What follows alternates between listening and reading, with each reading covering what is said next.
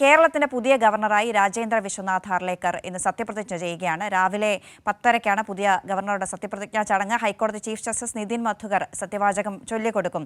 നൃപൻ ചക്രവർത്തി വിവരങ്ങൾ നൽകാനുണ്ട് തിരുവനന്തപുരത്ത് നിന്ന്. Nripen, good morning.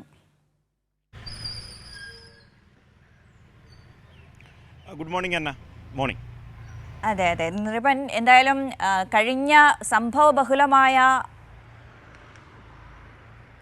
കഴിഞ്ഞ ഗവർണറുടെ ഒരു കാലത്തിന് ശേഷം പുതിയ ഒരു ഗവർണർ സംസ്ഥാനത്ത് ചുമതലയേൽക്കുകയാണ്. ആ ഒരു ഘട്ടത്തിൽ ഇന്നത്തെ ഒരു ചടങ്ങുകൾ ഒക്കെ എങ്ങനെയാണ്? 10:30-ക്കാണ് ചടങ്ങ് തുടങ്ങുന്നത്. ആരൊക്കെ പങ്കെടുക്കുന്നുണ്ട്?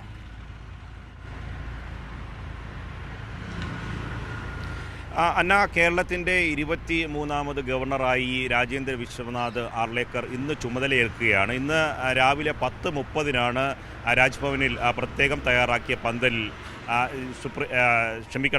സംസ്ഥാന ഹൈക്കോടതിയുടെ ചീഫ് ജസ്റ്റിസ് സത്യവാചകം പുതിയ ഗവർണർക്ക് ചൊല്ലിക്കൊടുക്കുക. മുഖ്യമന്ത്രി ആയിരിക്കും വിശിഷ്ട അതിഥിയായി പങ്കെടുക്കുക. ഇത് ഒരു 5 മിനിറ്റ് മാത്രം നിൽക്കുന്ന ഒരു ലളിതമായ ചടങ്ങായിരിക്കും. കേരളത്തിൻ്റെ പ്രധാനപ്പെട്ട ഉന്നത ഉദ്യോഗസ്ഥർ, DGP, സംസ്ഥാനത്തെ ചീഫ് സെക്രട്ടറി, മന്ത്രിമാർ, സ്പീക്കർ തുടങ്ങി ജനപ്രതിനിധികളും വിവിധ വകുപ്പുകളുടെ ഉന്നത ഉദ്യോഗസ്ഥരും ഈ ചടങ്ങിൽ പങ്കെടുക്കും. ഈ ചടങ്ങിന് ശേഷം ചെറിയൊരു ചായ സൽക്കാരം ഉണ്ടാക്കും. അതിനുശേഷമാണ് ഈ ചടങ്ങുകൾ അവസാനിക്കുക. അതൊരു ലളിതമായ, ഞാൻ നേരത്തെ സൂചിപ്പിച്ചതുപോലെ ലളിതമായൊരു ചടങ്ങാണ്. ഇതിൽ ഏറ്റവും പ്രധാനപ്പെട്ട കാര്യം, ഈ ഗവർണർ പദവിയിലേക്ക് പുതിയ ആളെത്തുമ്പോൾ രാഷ്ട്രീയ കേരളം സ്വാഭാവികമായി ചർച്ച ചെയ്യുന്നത് കേരള ചരിത്രത്തിൽ ഇതുവരെ ചർച്ച ചെയ്യാത്ത ഈ ഗവർണറുമായി ബന്ധപ്പെട്ട ഏറ്റവും വിവാദങ്ങൾ ഉണ്ടായിരുന്നത് കാലം അവസാനിക്കുന്നു എന്നതാണ്. അത് ആരിഫ് മുഹമ്മദ് ഖാൻ കേരളത്തിൻ്റെ 22ാമത് ഗവർണറായി 5 വർഷവും 3 മാസക്കാലവും കേരളത്തിലുണ്ടായിരുന്നു.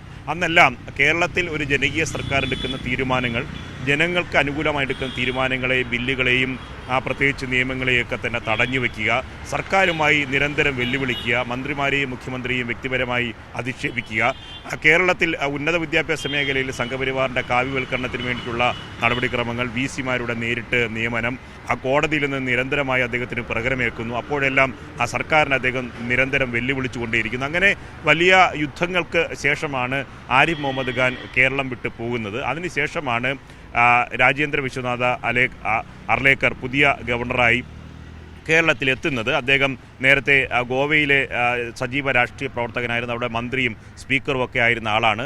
അവസാനം അദ്ദേഹം ബീഹാറിലെ ഗവർണർ പദവി ഒഴിഞ്ഞ ശേഷമാണ്, കാലാവധി പൂർത്തിയാക്കിയ ശേഷമാണ് കേരളത്തിലേക്ക് ചുമതല ഏൽക്കാൻ എത്തുന്നത്.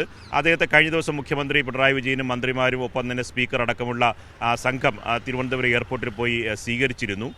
അതിന് ശേഷം അദ്ദേഹം രാജ്ഭവനിൽ എത്തിച്ചേർന്നു. ഇന്ന് ഗവർണർ ചുമതലയേറ്റ ശേഷം അദ്ദേഹം ഈ സംബന്ധിച്ച നടപടിക്രമങ്ങളിലേക്ക്, അദ്ദേഹത്തിൻ്റെ ചുമതല ക്രമങ്ങളിലേക്ക് പോകും. ഏറ്റവും പ്രധാനപ്പെട്ട കാര്യം, ഗവർണർ പുതുതായി ചുമതലയേറ്റ് 2 ആഴ്ചയ്ക്കുള്ളിൽ നയപ്രഖ്യാപനം നടത്തുന്നു എന്നതാണ് ഏറ്റവും പ്രധാനപ്പെട്ട കാര്യം. ഇത് ജനുവരി 17-ാം തീയതിയാണ് പുതിയ സർക്കാരിനെ സംബന്ധിച്ചിടത്തോളം സഭാ സമ്മേളനം ആരംഭിക്കുക.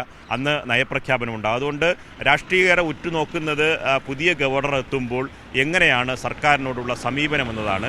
അത് എല്ലാവരും സർക്കാരിനെ സംബന്ധിച്ചിടത്തോളം നയപ്രഖ്യാപനം കഴിഞ്ഞ കാലങ്ങളിലൊക്കെ ആരിഫ് മുഹമ്മദ് ഖാനെ സംബന്ധിച്ചിടത്തോളം വിവാദമായ വാർത്തകളാണ്. നയപ്രഖ്യാപനത്തിൽ നിന്ന് ഇറങ്ങിപ്പോയതും പകുതി വായിക്കാതിരുന്നതുമൊക്കെ കേരളത്തിന്റെ ചരിത്രത്തിൽ അടയാളപ്പെടുത്തിയതാണ്. മുൻധാരണകളോടുകൂടി പുതിയ ഗവർണറെ സമീപിക്കേണ്ടതില്ല എന്നതാണ് CPIM-ന്റെ നിലപാട്. എങ്കിലും രാഷ്ട്രീയ കേരളം ഇത് എന്തായിരിക്കും കേരളത്തോടുള്ള പുതിയ ഗവർണറുടെ സമീപനം എന്നത് പ്രസക്തമായ ഒരു സംഗതി തന്നെയാണ്.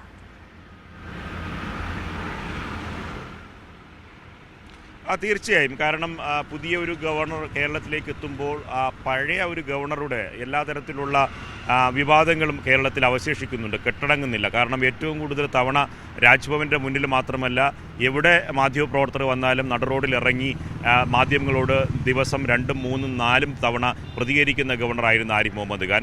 മാത്രമല്ല, അദ്ദേഹം വാർത്താ സമ്മേളനം നടത്തി സർക്കാരിനെ വെല്ലുവിളിക്കുന്നു.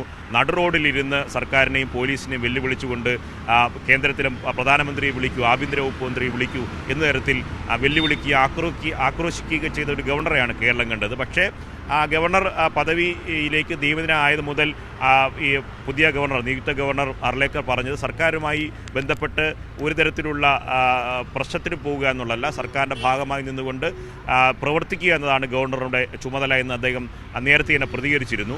അദ്ദേഹത്തിൻ്റെ പൂർവ്വകാല ഗവർണർ പദവിയുമായി ബന്ധപ്പെട്ട അനുഭവങ്ങളിലും അത്തരത്തിൽ ഈ സർക്കാർ ജനങ്ങളുടെ തിരഞ്ഞെടുക്കുന്ന സർക്കാരിനൊപ്പം നിന്ന് പിന്തുണ നൽകിക്കൊണ്ട് ഭരണഘടനാപരമായ പദവി നിറവേറ്റുന്ന ഒരാളാണ് അർലേക്കർ എന്നാണ് നമുക്ക് ലഭിക്കുന്ന വിവരം. മറ്റു വിവാദങ്ങളിലേക്ക് പോകുന്ന ഒരു സമീപനം അദ്ദേഹം സ്വീകരിച്ചതായി മുൻ അനുഭവമില്ല. അതുകൊണ്ട് അദ്ദേഹം കേരളത്തെ പോലത്തെ ഒരു സ്ഥലത്ത് വരുമ്പോൾ സ്വാഭാവികമായും കേരളത്തിലെ ജനകീയമായ ഒരു സർക്കാരിനെ സംബന്ധിച്ചിടത്തോളം സർക്കാരിൻ്റെ വികസന പ്രവർത്തനങ്ങൾ, ജനങ്ങളുടെ അഭിലാഷങ്ങൾ, നിയമനിർമ്മാണങ്ങൾ നടപ്പിലാക്കുക, അതിന് അംഗീകാരം നൽകുക, ഇതൊക്കെയാണ് ഭരണഘടനാപരമായി ഗവർണർ പദവിയിൽ ഏറ്റവും നിക്ഷിപ്തമായ ഏറ്റവും പ്രധാനപ്പെട്ട കാര്യങ്ങൾ. അത് നിർവഹിക്കുക എന്നതാണ് ഏറ്റവും പ്രധാനപ്പെട്ട കാര്യം. അത് നിർവഹിക്കുന്നൊരു ഗവർണറാണ് കേരളത്തിൽ സ്വാഭാവികമായി അർലേക്കറുടെ വരവോടുകൂടി ഉണ്ടാകുക എന്ന് തന്നെ സർക്കാർ പ്രതീക്ഷിക്കുന്നു. നയപ്രഖ്യാപനത്തെ സംബന്ധിച്ച് നേരത്തെ അന്ന പറഞ്ഞ ശരിയാണ്. നയപ്രഖ്യാപനത്തിൻ്റെ വായനയുമായി ബന്ധപ്പെട്ട് പോലും വിവാദങ്ങൾ ഉണ്ടാക്കുന്ന ഒരാളായിരുന്നു മുൻപ് കേരളം വിട്ടുപോയ ആരിഫ് മുഹമ്മദ് ഖാൻ. അത്തരം വിവാദങ്ങൾക്ക് പോകില്ല എന്ന് നമുക്ക് പ്രതീക്ഷിക്കാം. ഒപ്പം തന്നെ നിയമനിർമ്മാണങ്ങൾ, ബില്ലുകൾ, മറ്റ് കാര്യങ്ങളിലൊക്കെ തന്നെ അനുഭാവപൂർവമായ കേരളത്തിന് അനുകൂലമായ സമീപനങ്ങൾ ഗവർണറുടെ ഭാഗത്തു നിന്നുണ്ടാകുമെന്നും പ്രതീക്ഷിക്കുക. അതുകൊണ്ട് ഇന്ന് 10:30 ലളിതമായ ചടങ്ങിൽ അദ്ദേഹം ചുമതല ഏറ്റെടുക്കും. മുഖ്യമന്ത്രി ചടങ്ങിൽ പങ്കെടുക്കും. സംസ്ഥാനത്തെ ഉന്നത ഉദ്യോഗസ്ഥർ, ചീഫ് സെക്രട്ടറി, ഒപ്പം തന്നെ DGP തുടങ്ങിയ ഉദ്യോഗസ്ഥർ, സ്പീക്കർ അടക്കം വരുന്ന ജനപ്രതിനിധികളും MPമാരും MLAമാരും മന്ത്രിമാരും ഒക്കെ തന്നെ ഈ ചടങ്ങിൽ പങ്കെടുക്കുകയും ചെയ്യും. അന്ന ശരി നൃപൻ, അപ്പം അടുത്ത മണിക്കൂറുകളിൽ വാർത്തയുമായി ഫ്രെയിമിൽ ഉണ്ടാകും എന്ന് കരുതുന്നു.